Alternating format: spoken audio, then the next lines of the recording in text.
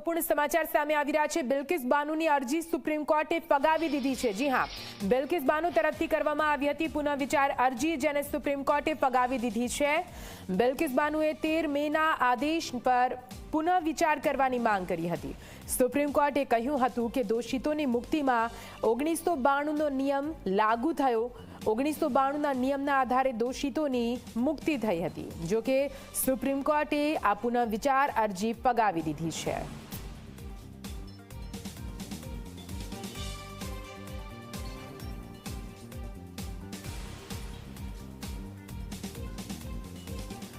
વધુ માહિતી સાથે દિલ્હીથી संवाददाता अरविंद सिंह जुड़ाई गया है। अरविंद, जानना चाहेंगे इस मामले पर क्या कुछ सुप्रीम कोर्ट ने कहा है। पुनः विचार याचिका थी, क्यों इस तरह से अवलोकन कोर्ट का रहा?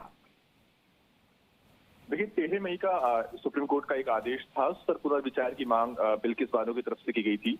इस आदेश में सुप्रीम कोर्ट ने यह साफ किया था 13 मई के आदेश में कि बिल्किस बानो के दोषियों की रिहाई के लिए 1992 की जो नियम है वो लागू होंगे। इसमें उम्र कैद की सजा वाले मामलों को इस नीति के तहत अच्छे व्यवहार के आधार पर समय से पहले रिहाई का प्रावधान था।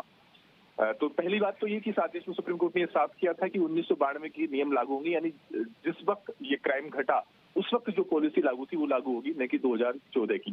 क्योंकि 2014 की जब पॉलिसी आई गुजरात सरकार की, उसमें गुजरात सरकार ने साफ किया था कि जो गैंगरेप और मर्डर जैसे संगीन अपराधों के दोषी होंगे उनको कोई रियायत नहीं दी जाएगी, उनकी समय से पहले रिहाई नहीं होगी।